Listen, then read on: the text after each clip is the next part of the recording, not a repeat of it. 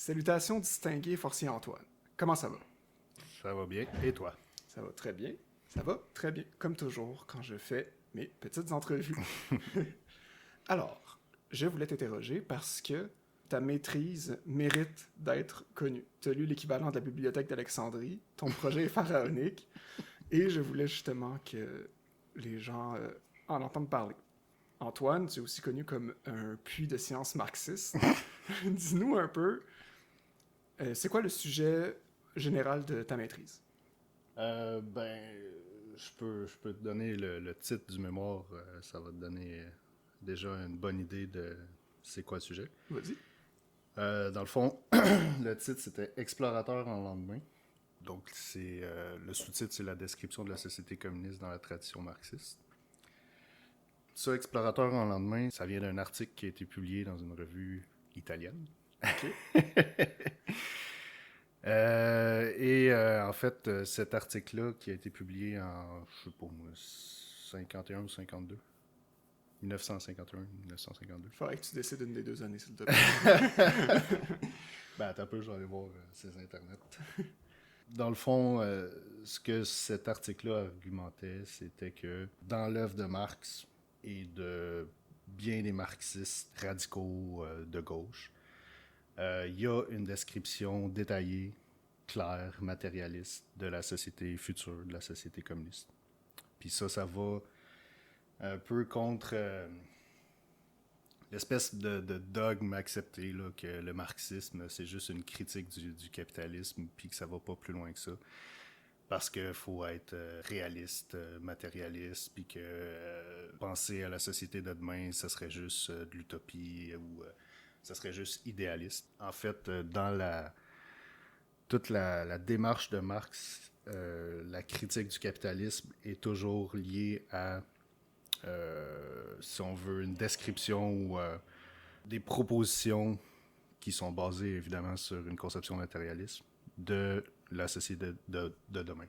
Il n'y a pas une espèce d'agnostisme ou d'indifférentisme chez Marx par rapport à la société communiste. C'est pas comme s'il disait bon ben le capitalisme c'est de la merde, on va tout scraper ça. Puis qu'est-ce qui va arriver demain? Ben je ne sais pas plus que ça, là, on verra rendu là. C'est pas vraiment ça. Dans toute son œuvre, il y a beaucoup c'est ça, de description, de propositions, d'espèces d'anticipation du futur, qui sont évidemment toujours basées sur la critique de la société actuelle, évidemment. Il y a pas juste un... Il propose pas la révolte et la révolution pour le simple plaisir de la révolution. Il y a vraiment quelque chose de concret qu'il propose après.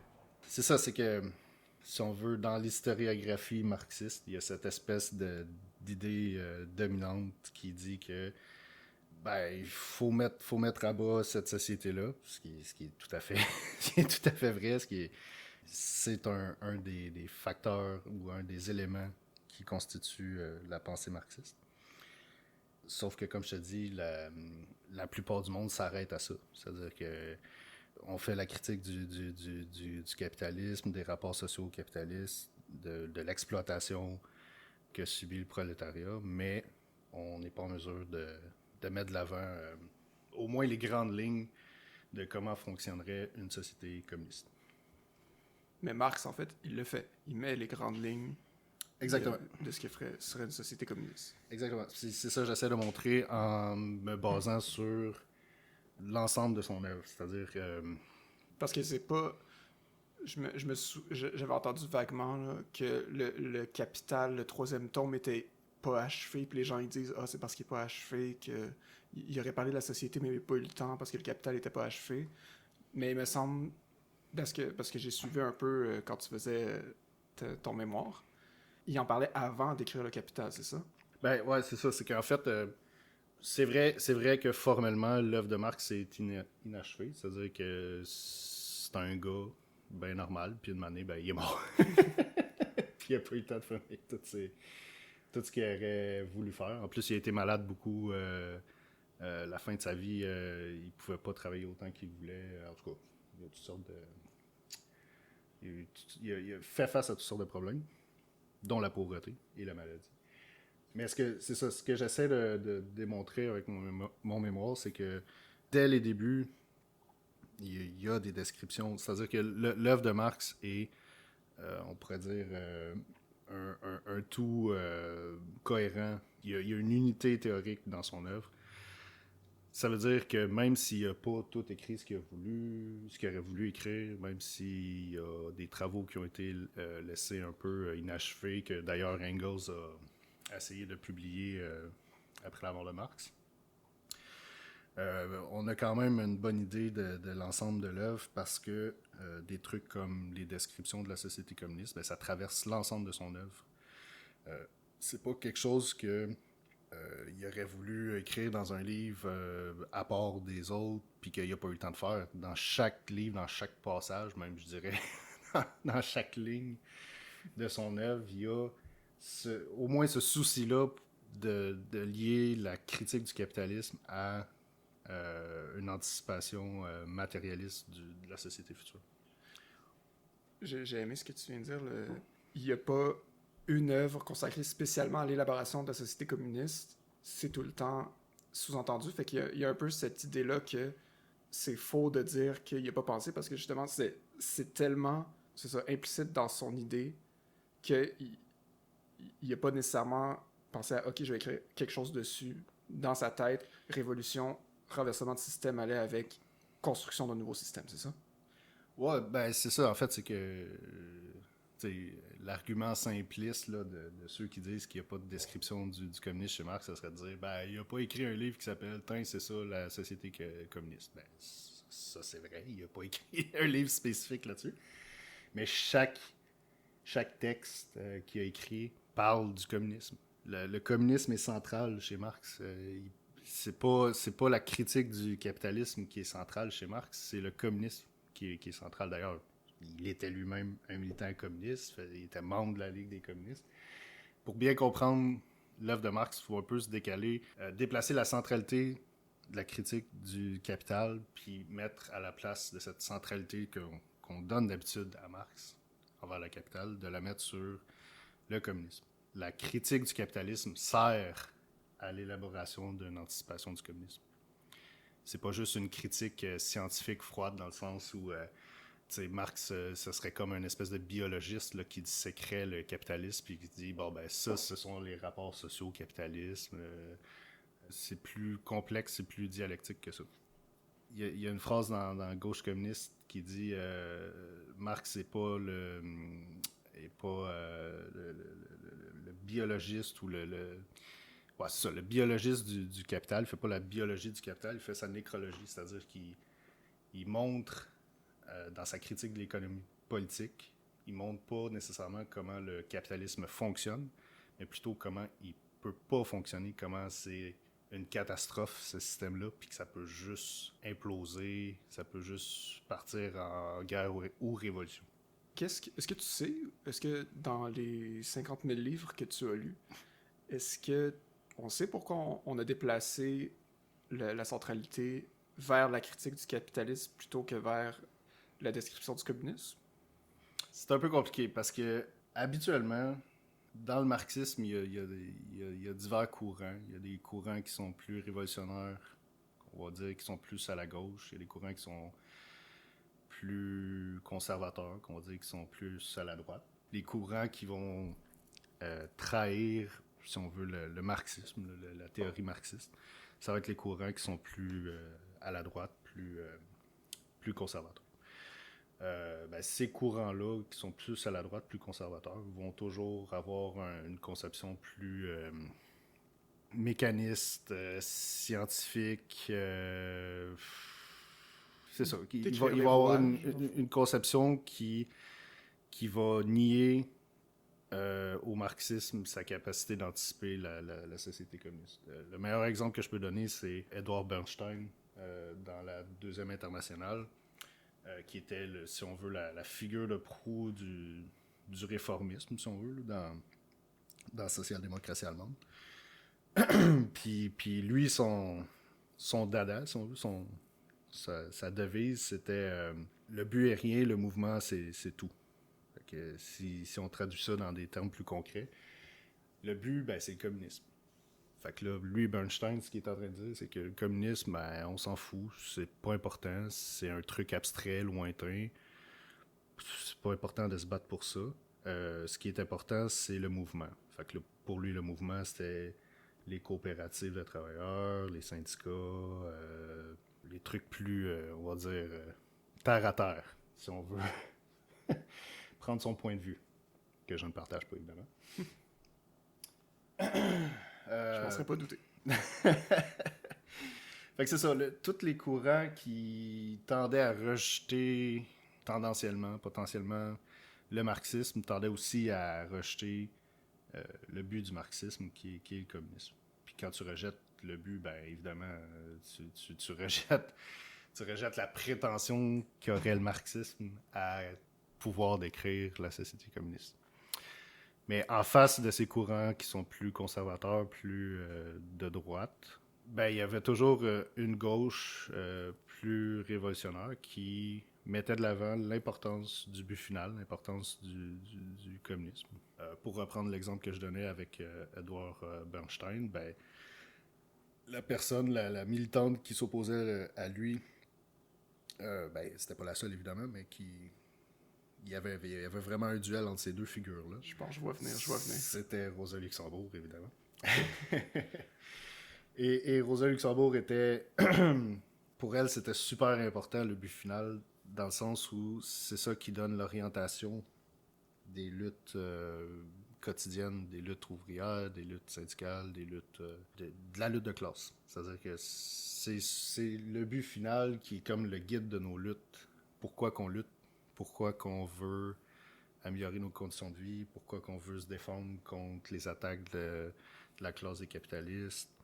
Et ben c'est parce qu'il y a un but à atteindre, un but final, puis ce but-là, c'est le communisme. La machinerie sert à rien s'il n'y a pas un objectif à atteindre. T'as beau avoir une machinerie qui marche très bien, t'as beau avoir un parti qui sait rallier beaucoup de gens si t'as pas d'idéal à atteindre. Ben, c'est parce que si t'enlèves l'idéal à atteindre, le but final, ce qui arrive, c'est que tu deviens juste un parti de réforme bourgeoise. Puis c'est ça qui est devenu la social-démocratie. Puis c'est ça que Rosa Luxembourg reprochait à Bernstein. Si tu enlèves le but final, tu mets la social-démocratie à la remorque des réformes, disons, progressistes, mais qui sont encore dans le cadre du capitalisme, de la bourgeoisie, disons, plus à gauche, là, libérale. Là. Et c'est exactement ce qui est arrivé avec la social-démocratie allemande.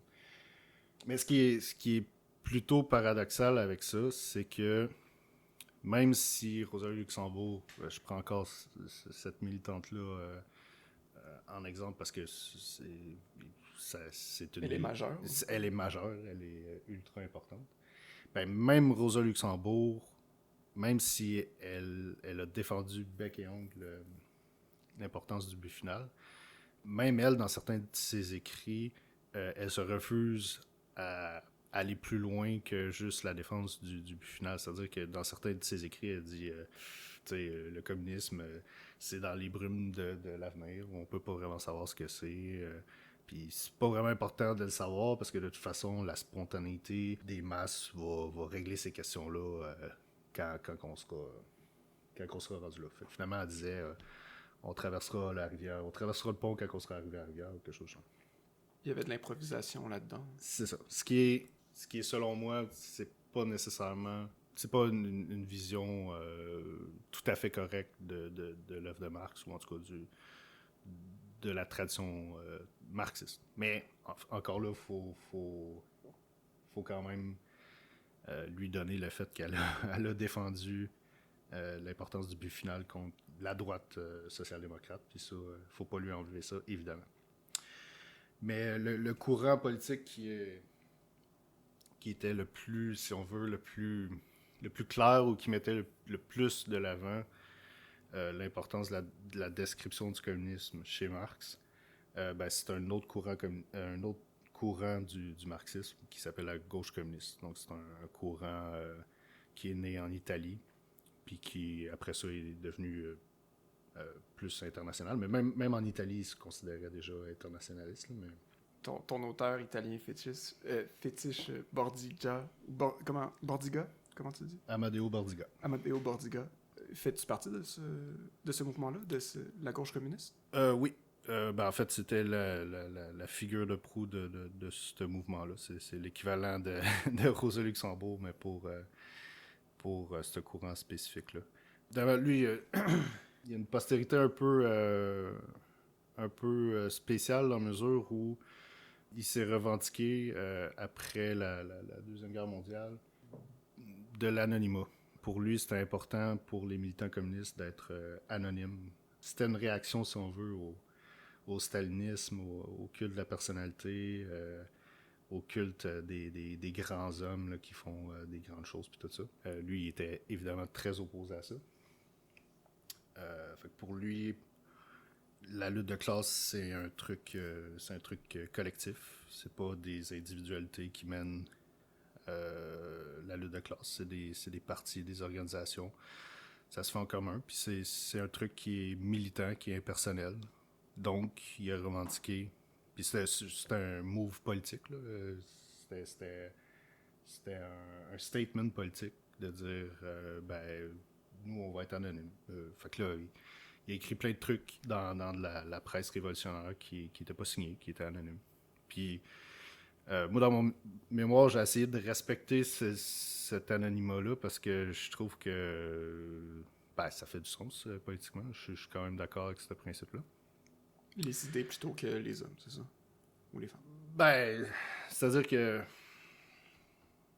c'est aussi le fait que la lutte de classe, l'action des organisations, des groupes, des partis, puis tout ça, c'est un truc qui est collectif. Donc, on met pas de l'avant certaines individualités qui seraient plus brillantes ou plus éloquentes ou whatever. C'est une œuvre collective, donc c'est impersonnel. C'est pour prévenir un peu le culte de la personnalité, mais c'est pour ne pas perdre l'objectif du groupe, c'est ça? De pas individualiser le mouvement. Ouais, exact. Le but et le mouvement du communisme, c'est un but qui est collectif, c'est pas un truc qui est individuel, donc on s'en fout un peu de ce que tel ou tel a écrit, ce que tel ou tel pense. Ça devient un truc qui est impersonnel.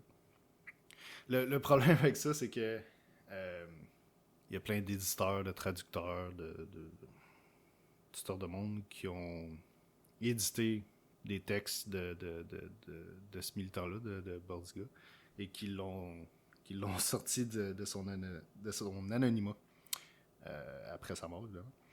Fait que ce qui arrive, c'est que tu essaies de respecter cet anonymat-là, mais en fait, la plupart des textes disponibles en français, pas la plupart, mais il y en a une partie quand même, ils ont été édités sous son nom par du monde qui ont fait le choix politique inverse de ne pas respecter l'anonymat. Puis il y a un petit peu de culte de la personnalité, pas de culte de la personnalité, là, mais tu sais, d'essayer de mettre de l'avant la figure de Bordiga là, comme militant extraordinaire. Puis, alors que c'est évidemment pas ça qu'il voulait, loin de là. Je voulais savoir, comme tu m'as dit que dans ton mémoire, tu essayais d'un peu respecter cette notion d'anonymat. Comment ça s'est fait? Parce que, tu sais, dans le mémoire, on est obligé de dire on parle de tel auteur, puis on est obligé de mettre des notes de bas de page et tout. Comment tu as réussi à faire ça? Comment tu t'y es pris pour essayer de respecter cette anonymité-là? De plusieurs façons. La première, c'est que j'ai essayé de prioriser les textes qui étaient édités dans les revues militantes, donc les textes qui étaient encore anonymes. Parce que souvent, il y a plusieurs traductions. Il va y avoir une traduction en français qui a été faite, par exemple, dans la revue Programme communiste, mais après ça, tu peux avoir des textes qui ont été édités sous le nom de Bordiga dans les classiques des sciences sociales de l'Université Chicoutimi, en tout cas.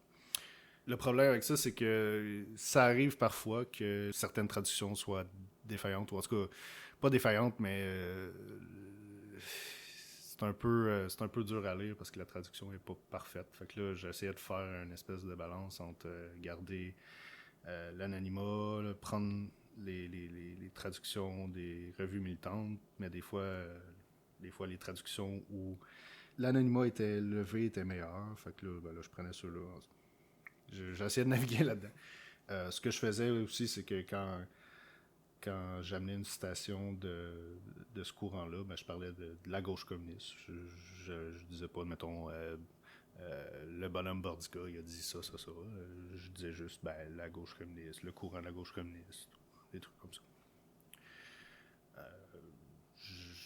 C'est ça. J'ai essayé de mettre l'emphase sur le courant politique de la gauche communiste et non pas sur la figure de Bordiga, qui est, même s'il est intéressant, ça reste juste un individu. Puis je pense que la leçon qu'il a essayé de nous inculquer sur le caractère collectif, puis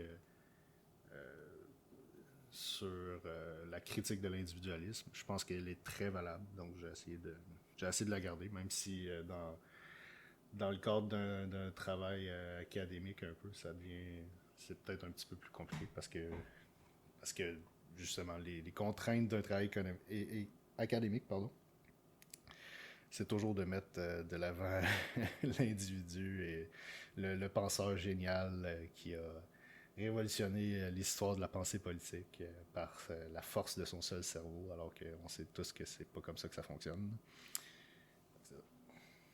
Ouais, comme Marx qui était un communiste, mais il y avait déjà des communistes. Ou les idées, c'était déjà... Oui, ça c'est un des aspects que j'essaie d'amener dans mon mémoire. C'est-à-dire que Marx n'est pas le premier des communistes et il s'est appuyé sur au moins une ou deux générations de communistes avant lui. Communistes et socialistes, là. Bon, je ne vais pas embarquer dans les différences entre ça, mais... On y va comme tu le sens. Ben... Non, mais si tu veux pas, c'est bien correct. Là. Ben, c'est-à-dire... Je vais faire ça autrement. C'est-à-dire que il y a comme deux grandes écoles de pensée qui ont influencé Marx. C'est des écoles de pensée qui sont postérieures à lui. C'est pas nécessairement des contemporains, mais il y a un peu de chevauchement. Mais en tout cas, pour simplifier, on va dire qu'il était postérieur à lui. La première école de pensée, c'est le communisme, on va dire babouvisme. Ça fait référence à Gracchus Babeuf, qui était un révolutionnaire français durant la Révolution française. Marx le considère comme le premier communiste moderne. Pour lui, Babeuf et son courant politique, c'est l'apparition du premier vrai parti communiste dans l'ère moderne. Lui, ce qu'il avait comme particularité, c'est que c'est quelqu'un qui a vécu la Révolution française. Il a participé à la Révolution française. Donc, c'était une espèce de républicain radical, mais de par son origine sociale, je ne sais pas trop, il tendait déjà pendant la Révolution française à se séparer des révolutionnaires, on va dire, des révolutionnaires bourgeois, là, de ceux qui voulaient une république, mais une république de la propriété, puis une république, une république bourgeoise. Individuelle aussi. Ouais, évidemment. Donc, ce personnage-là est important parce que même si il y avait deux pieds dans la révolution bourgeoise, puis ça évidemment, ça teintait tout son militantisme, toute son œuvre politique. C'était le premier à allumer l'étincelle, si on veut, du communisme. Puis c'était un militant politique, un militant qui était favorable à l'action violente, favorable à la prise du pouvoir, des trucs comme ça. Tous des trucs qui évidemment, vont influencer Marx. Pourquoi je dis ça par rapport au type de militantisme de Babeuf, c'est que l'autre courant politique qui va influencer Marx beaucoup, qui est un peu, si on veut dans l'histoire, qui est un peu après Babeuf, après la Révolution française, c'est le courant du socialisme utopique. C'est un peu un mot élastique, là, ça comprend beaucoup de gens, mais les constantes du socialisme utopique, c'est tout l'inverse de ce que Babeuf représentait. C'est-à-dire que c'était du monde qui était contre l'action politique, qui était contre la violence, qui était plutôt pour établir des colonies ou des communautés communistes isolées qui allaient, par la force de l'exemple, convaincre toutes les personnes que c'est-tu donc beau de vivre dans ces communautés-là. Fait que là, tout le monde allait abandonner leur vie de prolétaires dans l'industrie pour aller vivre dans des communautés isolées. Parce que tout le monde aime ça, être prolétaire dans l'industrie, et c'est toujours par choix que t'es un prolétaire dans l'industrie, évidemment. C'est ça. Encore là, c'est là que tu vois il y a un problème. Là. Est-ce qu'on change la société par moi je décide de vivre autrement, ou on change la société par une action collective? Puis ça, c'est des débats, ou en tout cas des dilemmes qui sont très très contemporains. Là. Je veux dire, les socialistes utopiques en 1820, ce sont les socialistes, j'appelle pas ça des socialistes, mais ce sont le monde d'aujourd'hui qui disent consommer local, consommer bio, ça va changer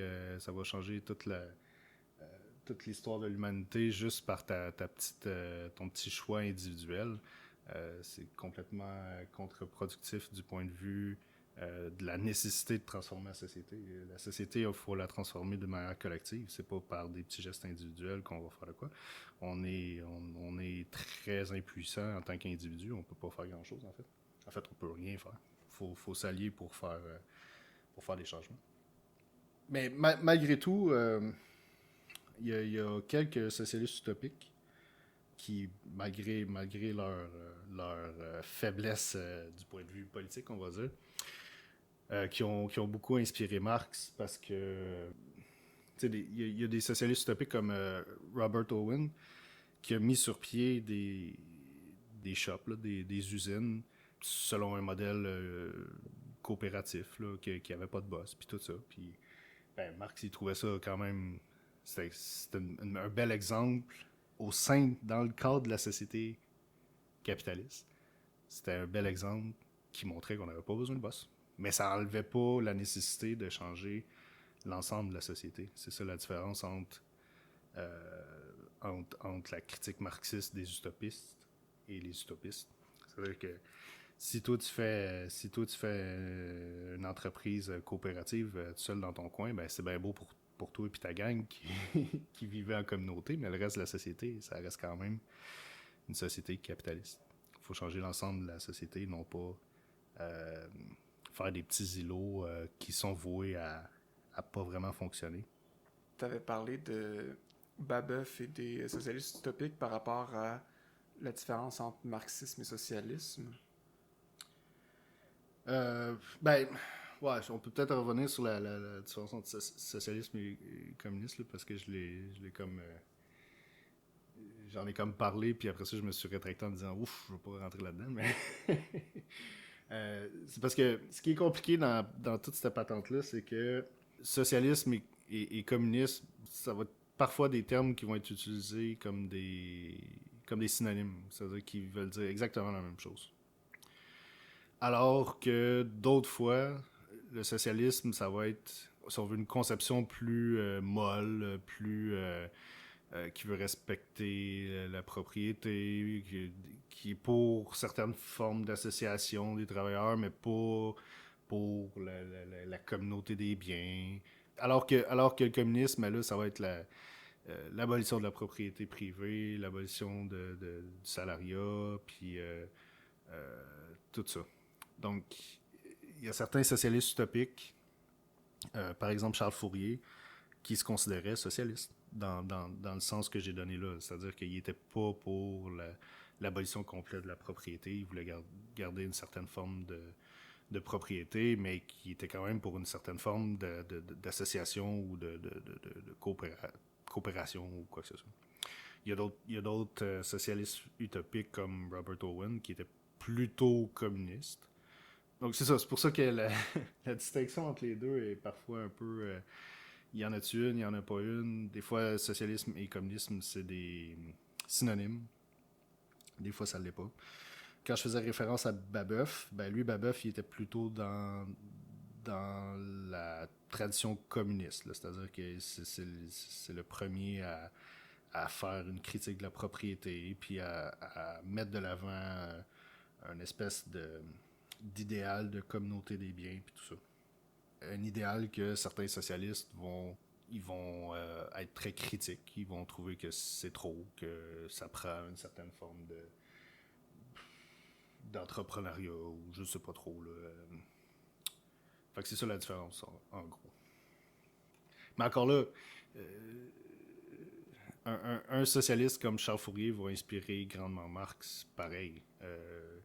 Ce qui est le fun avec les utopistes, c'est que même s'ils partaient d'un point de vue qui était erroné, c'est-à-dire une conception idéaliste, là, c'est-à-dire un peu ce que je disais tantôt, là, que chaque individu, dans sa propre conscience, va faire la réalisation que la société industrielle, c'est de la merde, puis là, ben, il va aller vivre en communauté parce que c'est donc-tu séduisant, cette phalaster que Fourier a mis sur pied, puis patati patata. Cette conception-là, qui est erronée, ben, elle a quand même permis à ces socialistes-là d'être créatifs dans la mesure où ils se sont pas arrêtés à dire bon ben je sais pas vraiment comment que ça va être la société future. Ils ont fait des plans. Par exemple, Cabet avec son voyage en Icari, je veux dire, il décrit pratiquement à la minute près qu'est-ce que chaque Icarien, chaque Icarienne doit faire dans sa journée. C'en est fatigant quasiment. Là. Tu lis ça et tu te dis voyons donc, c'est lourd. Mais il y avait cet espace-là pour la créativité qui faisait en sorte qu'il y avait des descriptions de la société future qui étaient quand même fécondes, même s'ils partaient d'un point de vue erroné. C'était des descriptions qui étaient quand même fécondes. Il y avait des essais qui étaient quand même féconds. Par exemple, Engels dans... c'est un discours qui donne, je me souviens plus trop dans quelle ville en Allemagne, mais c'est autour de la révolution, le printemps des peuples en 1848. Il donne un discours et fait la description de comment serait une habitation de type communiste. Puis sa description, c'est pratiquement du copier-coller de ce que Charles Fourier pouvait faire ou pouvait écrire, je sais pas, 10, 20, 30 ans avant le discours de Engels. Puis là, c'est pas une histoire de propriété intellectuelle que Engels aurait volé à Fourier ses idées. En fait, Engels était un disciple de Fourier, il l'appréciait, même s'il pouvait être critique de certains aspects de sa pensée ou de son action. Il se revendiquait, il avait une grande estime pour lui, donc c'est pas... c'est un emprunt bienveillant, c'est pas... c'est pas un charlatan qui essaie de voler les idées de l'autre. De toute façon, dans le socialisme, il n'y a pas de propriété, donc il n'y a pas de propriété intellectuelle non plus. On peut pas se dire bon ben ça, cette idée-là, elle m'appartient à moi, puis il n'y a pas personne qui peut défendre la même idée.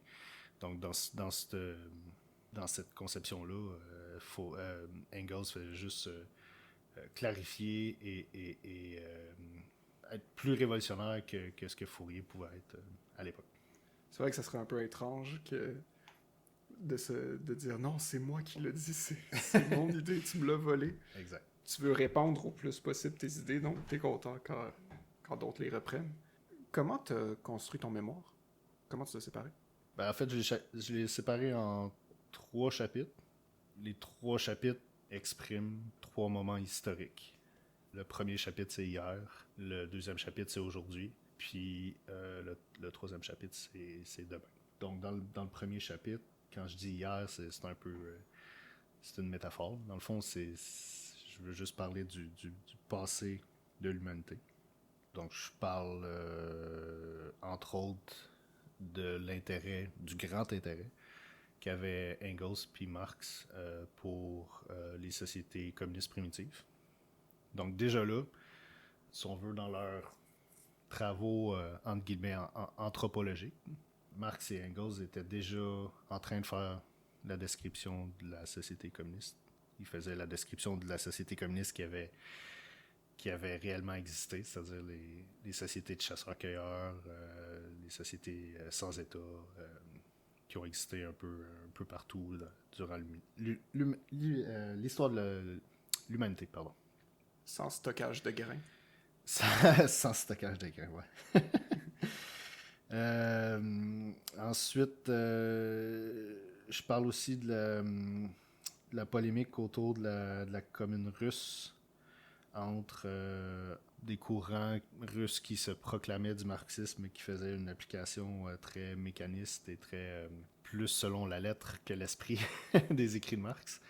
Il y a une lettre intéressante où, en fait, il y a une relation épistolaire très intéressante entre Marx et une militante populiste russe qui s'appelle... son prénom c'est Vera, son nom de famille je m'en rappelle plus. Je pense que c'est Zazulich.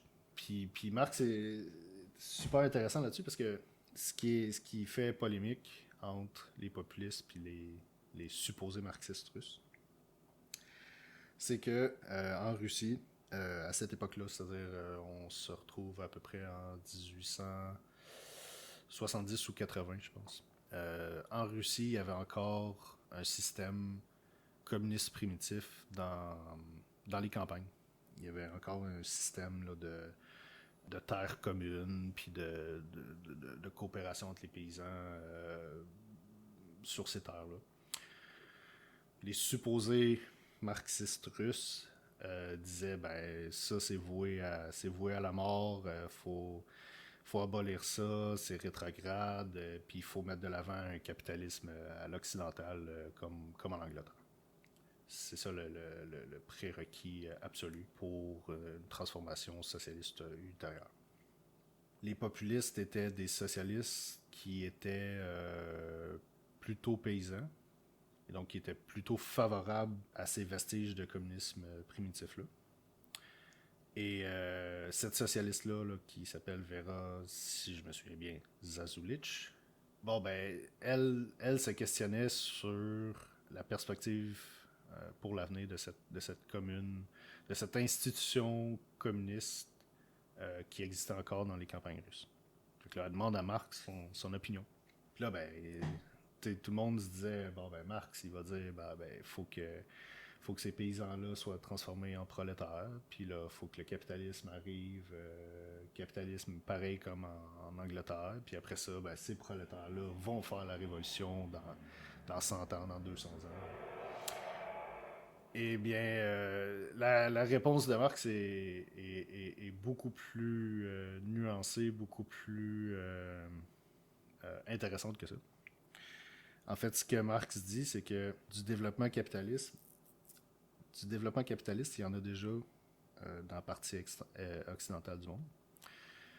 Ce qui signifie que ça ne veut pas dire que tous les pays doivent nécessairement passer par tous les stades que les pays, si on veut, les pays typiques du capitalisme ont passé, là, c'est-à-dire comme l'Angleterre et la France, on va dire.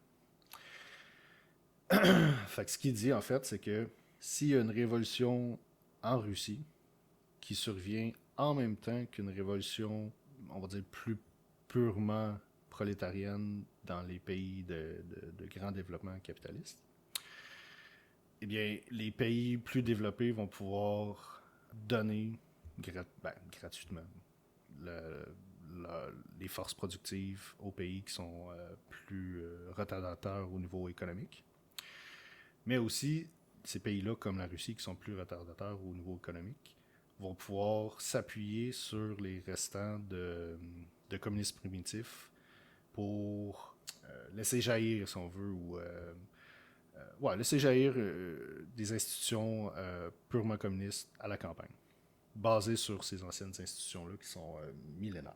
Ça, évidemment, c'était très important que ça se fasse en parallèle les deux révolutions, c'est-à-dire la révolution prolétarienne en Europe occidentale et une révolution, on pourrait dire, aux premiers abords anti-féodale, anti-tsariste en Russie, mais qui s'appuie quand même sur des restants de communisme primitif, puis qui saute, si on veut, le stade capitaliste pour rentrer directement dans la société communiste avec l'aide des procédés de travail de la grande industrie, de la coopération, de la socialisation du travail amenée par les pays plus industrialisés. Puis la dernière partie de ce premier chapitre-là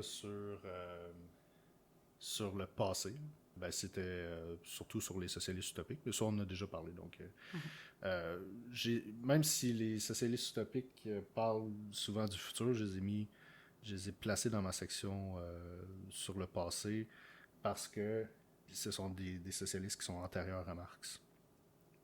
Si on passe au deuxième chapitre, c'est la société présente, donc c'est le capitalisme. Donc, pour moi... Le chapitre déprimant. Ouais, en plus, c'est beaucoup de la critique de l'économie politique, ce qui n'est pas nécessairement le truc le plus passionnant. En tout cas, pas pour moi. Là. C'est ça, dans le sens où, pour moi, le présent, c'est le capitalisme.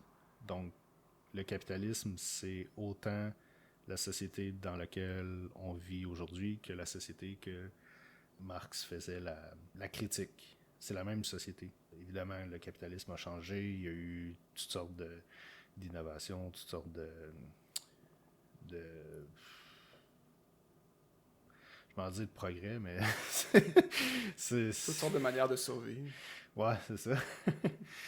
Et mais sur le fond, les rapports sociaux capitalistes sont les mêmes autant ce que Marx critiquait que ce qu'on a aujourd'hui. Donc, c'est pour ça que je mettais les socialistes utopiques dans le passé. Ils sont un peu antérieurs à Marx. Ils sont souvent même antérieurs à la pleine industrialisation dans certains cas. En tout cas, on va dire qu'ils étaient moins les représentants du prolétariat industriel moderne qu'on a aujourd'hui, que Marx a vu de ses yeux aussi. C'était comme des précurseurs plus que d'autres choses. C'est pour ça que j'aimais au passé. Encore beaucoup d'artisans. Oui. Mais en même temps, c'est ça qui est drôle, c'est que les socialistes et les communistes qui étaient les plus... que leur position politique défendait le plus la classe des artisans, c'était plutôt, on va dire, Babeuf, Proudhon à la limite. Alors que certains socialistes utopiques étaient déjà dans la grande industrie. Je reprends encore le Robert Owen là, qui a fondé des usines, si on veut, sur le mode coopératif. Il voyait déjà la grande industrie. Mais c'était les débuts de la grande industrie, en tout cas. Fait que c'est ça. Le deuxième chapitre, c'est sur le communisme au présent. Et là, c'est la critique de l'économie politique. Donc, c'est la partie, selon toi, déprimante, la partie un peu plate pour moi. Dans ce chapitre-là, ce que j'essaie de montrer, c'est que la société capitaliste jette toutes les bases nécessaires, les bases matérielles pour que le communisme puisse jaillir. C'est-à-dire que, je prends cet exemple-là, au début du capitalisme, on avait un capitalisme d'artisans, de petits propriétaires, de boutiquiers, pratiquement, un capitalisme de petits bourgeois. Donc, c'était chaque individu qui travaillait chacun son bord et qui allait échanger sur un marché ce qu'il avait besoin. Par exemple, si tu es un cordonnier, tu peux pas vraiment manger tes bottes. Fait que là, il faut que tu fasses des bottes, il faut que tu répares des bottes, compte de l'argent. Puis là, tu vas sur le marché, avec ton argent, tu vas t'acheter du pain ou quoi que ce soit d'autre. L'aspect progressiste, si on veut, du capitalisme, c'est de socialiser la production. Au lieu d'avoir une production qui est faite par des petits producteurs individuels indépendants qui s'opposent devant un marché, avec le capitalisme, avec l'essor de la grande industrie, ce qui arrive, c'est que c'est plus des petits artisans, mais ça devient des prolétaires, des bourgeois. C'est-à-dire qu'il y a des usines géantes qui emploient une multitude de personnes pour faire un travail qui est complètement socialisé. socialisé dans le sens où il y a personne qui peut dire à la fin d'une chaîne de montage où on fait des souliers, il y a personne qui peut dire bon ben ça, ce soulier-là, c'est à moi, c'est moi qui l'ai fait.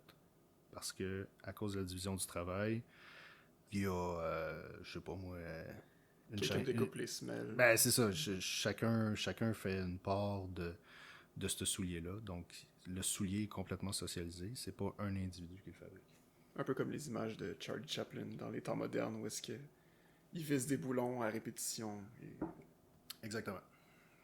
Donc, ça, ce fait-là, qui est amené par le procédé de travail purement capitaliste, ben c'est un prérequis pour le communisme parce que c'est déjà socialisé. C'est déjà des marchandises qui sortent de l'usine, qui sont faites par une multitude de personnes et que personne ne peut dire ça, ce soulier-là est à moi, sauf évidemment le propriétaire des moyens de production. Mais ça, on va y régler son problème. Je pense, petite parenthèse, j'ai dit deuxième chapitre avait l'air déprimant, mais en fait, je me trompais, je pensais que c'était une simple. Je pensais que c'était plus une description de la société actuelle, mais non, j'avais pas compris que c'était pour montrer comment le capitalisme permet de donner déjà les bases pour la société communiste. Ouais, c'est moins déprimant que. Ouais. Ben, non, mais c'est pour ça que je te dis que c'est plate, c'est que c'est l'aspect le plus, on va dire, entre guillemets, économique de la pensée de Marx, puis c'est pas nécessairement ce qui est le plus enivrant. Là. Je veux dire, c'est plus le fun de lire les 100 pages du manifeste du Parti communiste où là, t'es comme chargé à bloc que lire, je sais pas moi... Tu veux dire les 40 pages et les 38 préfaces. Ouais. Les préfaces sont intéressantes aussi. Que de lire, je sais pas moi, les 150 pages du Capital sur les lois des fabriques en Angleterre, sur la journée de travail, puis tout ça. Là, ça c'est un peu... c'est comme... C'est correct, là, mais c'est moins... C'est nécessaire à comprendre, malgré tout. Ouais, mais tu sais, c'est ça. Fait que c'est ça. Ça, c'est un des aspects... importants de la société capitaliste, là, c'est-à-dire la socialisation de la production, la production en gros, la grande industrie. C'est tout des trucs que dans une société communiste, on reprendrait.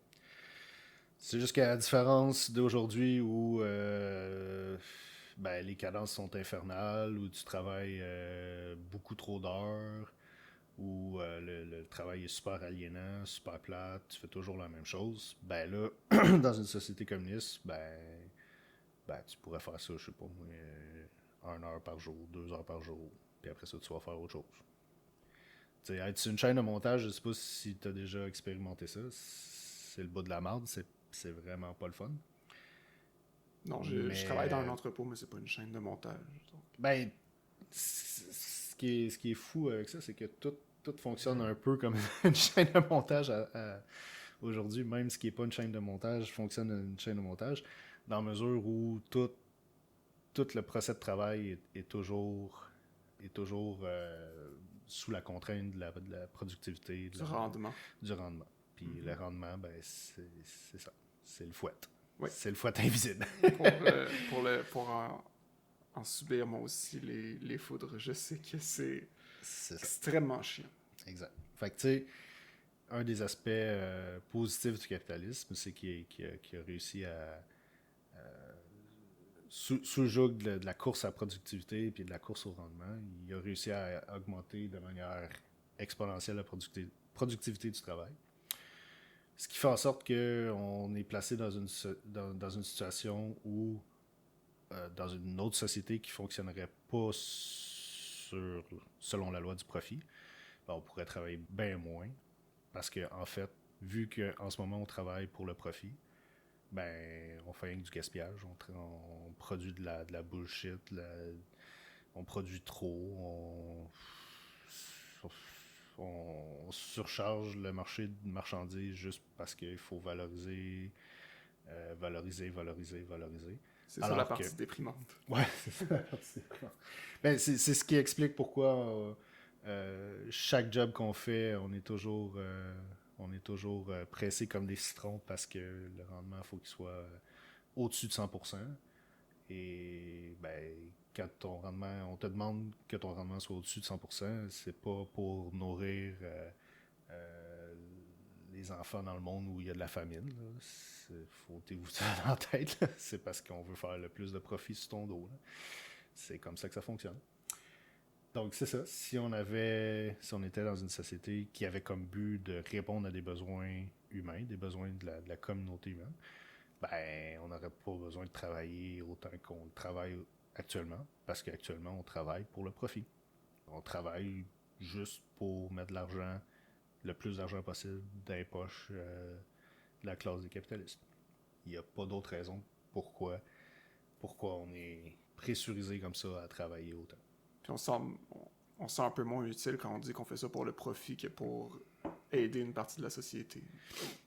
Ben, le masque de la société capitaliste, c'est toujours de dire que oui, on fait ça pour le profit, mais le profit est basé quand même sur un besoin, c'est-à-dire que si toi tu travailles dans un entrepôt, ben c'est pour aller porter des vivres dans telle épicerie pour que le monde puisse se nourrir, puis patati patata.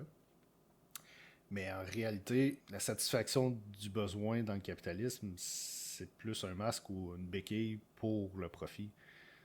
C'est un prétexte. C'est une conséquence. Ben, ça un peut prétexte. aider, mais c'est pas... Ben, Ok. le marché, c'est une forme de rationnement. Si t'as pas d'argent, ben tu peux pas acheter ce que tu as besoin. Fait que si ça fonctionne par la loi du profit, par le marché, ben viens pas me faire croire que tu as un intérêt humanitaire à vendre tes marchandises. Tu veux juste faire un profit. Parce que si tu avais un intérêt humanitaire à vendre tes marchandises, ben écoute, quand la personne a faim et qu'elle ne peut pas l'acheter, ben tu lui en donnerais pareil de la bouffe parce que son besoin humain n'est pas éteint par son incapacité à payer. C'est-à-dire que si t'as pas une scène pour t'acheter à manger, ben t'as faim pareil, ton estomac te dit pareil, mange. Puis c'est là que toute l'hypocrisie un peu de la concordance entre le profit et le besoin selon la société capitaliste tombe un peu. Là. C'est-à-dire que on surproduit à pelleter, puis il y a quand même du monde qui meurt de faim. Dans des pays super riches comme les États-Unis, il y a des déserts alimentaires, il y a du monde qui mange pas à leur faim. Il y a tellement de contradictions pas possibles à toute cette histoire-là de concordance entre le profit puis le besoin. Tous les économistes libéraux vont dire ben quand il y a profit, c'est qu'on réalise un bien, qu'on fait quelque chose de positif pour la société. Ben, la critique marxiste t'assassine de cette prémisse-là. Elle dit où est-ce qu'il y a profit, il y a de l'exploitation. Puis où est-ce qu'il y a de l'exploitation, ben, il y a du monde qui crève de faim. Il y a du monde qui sont pas capables de se nourrir. Il y a du monde qui sont pas capables d'aller au marché pour s'acheter de quoi manger. Fait qu'il n'y a aucune concordance entre le profit et les besoins de l'humanité. En fait, il y en a une concordance, mais elle est inversée. Plus il y a de profit, moins on peut réaliser les besoins de l'humanité. Puis ton troisième chapitre, qu'est-ce que c'était? Ben, le troisième chapitre, c'était... c'est là que j'entrais là, dans la description comme telle du communisme. C'est-à-dire que les deux premiers chapitres, c'était un peu mettre la table. Le troisième chapitre, qui est le plus long d'ailleurs, c'était vraiment les descriptions là, faites par Marx et Engels, et d'autres aussi, du communisme. Donc, le titre du chapitre, si je me rappelle bien, c'était communisme au futur, ou le communisme du futur. Alors, c'était les descriptions dans l'œuvre de Marx et d'Engels de la société communiste. Donc le troisième chapitre, c'est de décrire précisément quelle était la société communiste. C'est ça, c'est que je prenais, admettons, les... je vais dire comme des rubriques, là, mais les 4-5 revendications classiques là, du communisme, là, c'est-à-dire, mettons, abolition de la propriété privée, abolition du salariat, extinction de l'État, abolition de la division du travail, abolition de l'argent, abolition de l'échange. En tout cas, là, vous me voyez venir, je fais rien que dire abolition, abolition, abolition, extinction, c'est bien négatif. Mais en fait, ce que j'essaie de montrer, c'est que dans ces revendications-là, qui sont des revendications, on va dire, militantes, là, c'est-à-dire c'est un peu comme si c'était des slogans, ben, il y a plein de passages, il y a plein de moments de l'œuvre de Marx et d'Engels qui explicitent de manière positive qu'est-ce que ça veut dire, par exemple, abolir l'argent. Il y a plein de descriptions dans l'œuvre de Marx de comment une société pourrait fonctionner sans argent. Pardon. Donc, c'est ça. Je prenais les grands slogans négatifs, là, négatifs dans le sens on va détruire. Puis j'essayais d'expliquer de manière positive dans le sens comment ça se traduit dans une société concrète, une société communiste. Il y a une question que je me demandais tantôt. On parlait de la droite et de la gauche marxiste au début. Mm-hmm. Puis on a aussi parlé de Rosa Luxembourg qui disait que la révolution arrivera, c'est dans les brumes, puis on improvisera. En fait, ma question est en deux volets. Est-ce que ça vient un peu d'une peur que si tu appliques quelque chose mot pour mot, ça risque de pas fonctionner parce que toutes les sociétés sont diverses? Et comment est-ce que la description de la société communiste, c'est-à-dire l'abolition de tout, mais qui permet de grandes choses et de bonnes choses, est-ce que ça reste assez général pour pouvoir s'appliquer partout? Je vais essayer de répondre à ta dernière question, puis tu me rappelleras ta première après. Parfait. Ce qui fait en sorte que ça peut s'appliquer partout, que c'est général, que c'est universel, le communisme, c'est pas la volonté humaine, c'est pas est-ce que le communisme c'est une bonne idée ou c'est pas une bonne idée. En fait, c'est la société capitaliste qui universalise et qui uniformise les sociétés humaines. C'est la société capitaliste qui a fait que le monde est de plus en plus un. Pour bien du monde, ça a du négatif, puis ça, je peux le comprendre. C'est vrai que des choses comme le colonialisme, c'est très négatif. Effectivement. Mais du point de vue marxiste, dans ce négatif-là, qui est très violent, qui a été sanguinaire, qu'il faut rejeter évidemment, mais qui est arrivé. Ça fait partie de l'histoire, c'est arrivé. Et dont des traces persistent. Ben, on peut quand même tirer du positif de ça. C'est-à-dire que la société communiste, telle qu'envisagée par Marx, c'était une société qui était internationale, mondiale. En fait, c'est plus que ça. C'est un prérequis pour le communisme d'être international et mondial.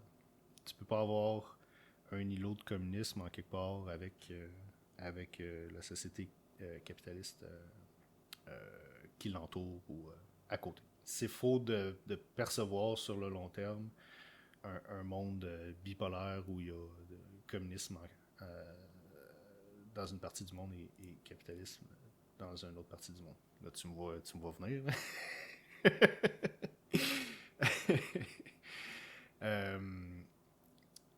Donc, c'est ça.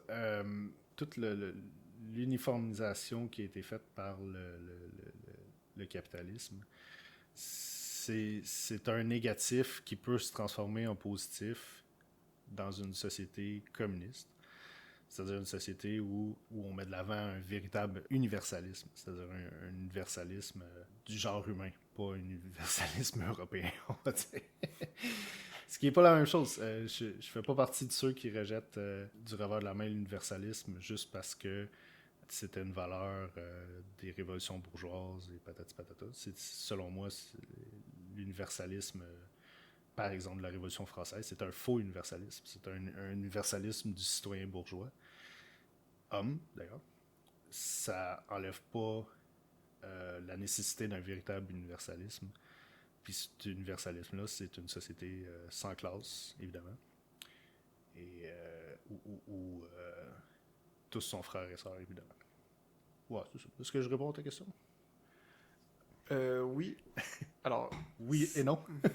non, mais c'est ça, En fait, tu as répondu un peu dans le sens où je demandais est-ce que ça serait possible d'appliquer le communisme à l'international et à toutes les sociétés. Puis tu répondais un peu en disant que, si j'ai bien compris, le capitalisme a déjà fait ce travail-là de unifier le tout, c'est juste de remplacer le but de l'unification puis d'abolir l'exploitation, si je d'un point de vue extérieur. Oui. Ouais. On peut dire ça. Ben, c'est qu'en fait,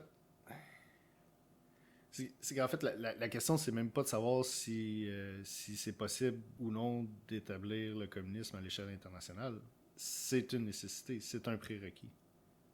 Le communisme va être international ou ne sera pas. Ou ne sera pas. Le dilemme, il se place plus en amont là, sur cette question-là. On revient un peu à ce que tu as dit tantôt avec l'échange épistolaire entre Marx et Vera, pour les intimes, où il peut y avoir des sociétés qui sont pas industrialisées. Il peut y avoir des écarts d'industrialisation en autant que tous fassent la révolution et qu'il y ait de l'entraide entre les sociétés. C'est que, si on, admettons, on reprend là, cet exemple-là là, que tu donnes là, de la commune russe. Admettons qu'en 1890, on va dire, il y avait eu une révolution prolétarienne en Angleterre. Et en même temps, en parallèle, une révolution, si on veut, anti-tsariste, paysanne, mais un peu socialiste ou socialisante en Russie. Ben, les rapports entre le nouveau pouvoir, si on veut, prolétariat en Angleterre et les paysans russes, ou en tout cas la société russe, aurait été beaucoup, beaucoup plus différent que, par exemple, le rapport que la bourgeoisie anglaise a eu avec les Indes, on va dire. Juste parce que, dans le cas d'une révolution en Angleterre, à partir du moment où les rapports sociaux bourgeois, les institutions politiques bourgeoises sont détruites, ben, la société fonctionne déjà plus, ou en tout cas tend à ne plus fonctionner selon le profit. Puis quand une société ne fonctionne plus selon le profit, ben, elle peut établir avec d'autres sociétés des relations qui ne sont pas basées sur le profit aussi. Pas de compétition. Pas de compétition. Complète coopération. Quand je disais tantôt que dans la perspective de Marx, les pays les plus développés donneraient gratuitement des forces productives, des procédés de travail aux pays les plus retardateurs du point de vue économique, ben, c'est exactement ça. On est dans l'absence de logique de profit, on est dans l'absence de compétition entre divers pays sur le marché ou peu importe. Compétition économique qui, évidemment, peut se transformer en compétition militaire. Se transforme en compétition militaire. Se transformer, oui. Exact. Donc, si on regarde encore cette hypothèse-là, la relation entre l'Angleterre et la Russie est complètement différente et il y a place à ce moment-là à une espèce d'universalisme où il n'y a plus vraiment de Russes et Anglais. Tous sont des êtres humains qui vivent de manière communautaire et de manière collective en essayant de répondre à le maximum de besoins sociaux que ces communautés-là ont. C'est une relation, disons, de pays à pays qui est complètement différente encore avec ce que je disais tantôt entre la différence avec l'Angleterre et l'Inde, on va dire. C'est ça. Puis la coopération, puis le fait qu'il y a une certaine internationalisation ne vient pas gommer les spécificités culturelles, j'imagine, ou ne vient pas... Encore une fois, l'uniformisation violente qui a été mise en place par le capitalisme tend à défaire ces spécificités culturelles-là. Je crois que entre les sociétés capitalistes, il n'y a pas beaucoup de spécificités culturelles. Puis celles que les gens veulent essayer de garder, ben c'est un peu réactionnaire. Là. C'est un peu du nationalisme ou du chauvinisme. Là. Je veux dire, je sais pas moi, entre la France puis l'Angleterre, si tu veux commencer à me parler de spécificités culturelles, ben, tu peux avoir l'espèce de français réac qui va parler de son pain puis son fromage, mais tu sais, je veux dire, on s'en fout un peu. C'est pas des grandes spécificités culturelles. Là où c'est différent, c'est où il y a eu des différences de mode de production. Là, tu peux avoir des différences culturelles qui sont plus notables. Ou dans la mesure où il y a eu colonialisme et qu'il y a encore des effets du colonialisme, pardon. Là, évidemment, les différences culturelles vont jouer un peu plus que les différences mettons, entre deux pays européens. Mais ça tend à s'effacer, ces différences-là. C'est ça qui est si on veut, un fait marquant du capitalisme des, je sais pas moi, 50 dernières années, c'est que les différences culturelles tendent à s'effacer de plus en plus. Et je suis pas certain que essayer à tout prix de s'accrocher à des différences culturelles, ce soit la réponse, ou en tout cas, ce soit la réponse la plus progressiste du point de vue de l'histoire. On va dire ça comme ça. Ok. Est-ce que tu as aimé faire ton mémoire? Ouais, c'était pas facile. C'était un challenge. Au début, je me disais que je m'embarquais peut-être dans quelque chose de trop grand, trop vaste, trop difficile, que j'étais pas sûr si j'allais être capable tant que ça de réaliser ce que je voulais faire. J'avais pas tant confiance en mes moyens, on va dire. Mais plus je travaillais dessus, puis comme tu dis, j'ai lu l'équivalent de la bibliothèque d'Alexandrie, avant le feu, évidemment. Plus ça allait, plus... ça a été agréable, mais c'était quand même du travail. Là. C'était pas une partie... C'était pas toujours une partie de plaisir. Fait qu'une chance que t'aimais ça, c'est toujours... J'en ai parlé... faut toujours que tu choisisses quelque chose qui te passionne. Essaie pas de choisir quelque chose qui serait utile, entre gros guillemets, parce que... Tu peux trouver ça utile toi-même, mais... Ouais, honnêtement, si t'arrives en plein milieu de ta maîtrise, puis que t'as écrit 50 pages, puis là, t'es écœuré de ton sujet, là, je sais pas comment tu peux réussir à te sortir de cette impasse-là, parce que... Eh boy! Non, moi, c'est un sujet qui me passionne depuis pratiquement toujours. Donc ça, j'avais pas trop peur de ça. Là. Je veux dire, j'avais pas peur d'arriver à moitié puis de dire bon, ben je ferais bien autre chose, là, parce que là, j'en ai plein mon casque. Ça allait. Et puis je me souviens dans tes remerciements, j'avais lu tes remerciements, tu remerciais ton frère qui t'avait lui initié à tout ce côté rouge, si on veut. Ouais. Ben oui. Ben, il y avait le tourneur du Capital qui traînait dans sa bibliothèque. Puis, un moment donné, j'y ai volé. Puis, j'ai commencé à lire ça. J'étais encore au secondaire, j'étais ado. Là. Je peux pas dire que je comprenais grand-chose à cette époque-là, mais c'était à force, faut que tu commences à quelque part. C'est à force de lire que... puis tu sais, pendant mon mémoire, je l'ai relu le Capital, puis c'est sûr que j'ai pas la même compréhension que quand j'avais 15 Est-ce que la fin a changé? La fin? Qu'est-ce Non, que je faisais une blague. J'ai essayé de faire une blague en toi. Bon, ben, je l'ai pas catché, désolé. C'est correct. Moi, je l'ai catché, moi, je l'ai aimé.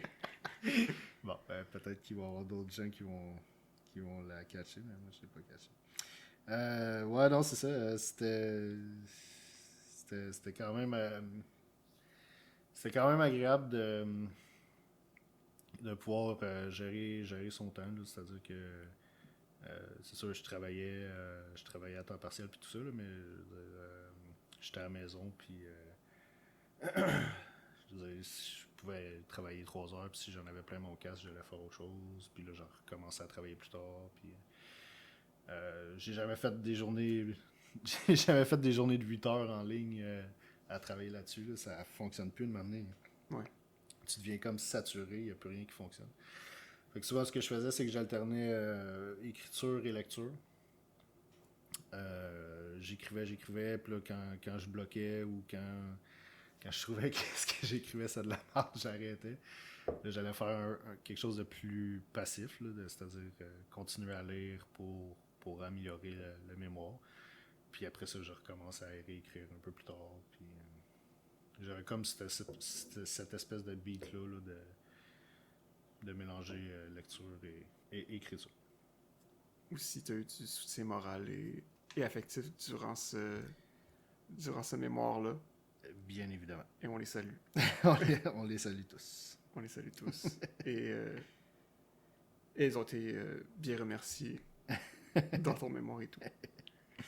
Ben, merci beaucoup, Forcier Antoine, de m'avoir parlé de ce qui te passionne. Je suis très content. C'était très bien. Puis il va me faire grand plaisir de réécouter le tout et d'éditer le tout. Puis à la prochaine.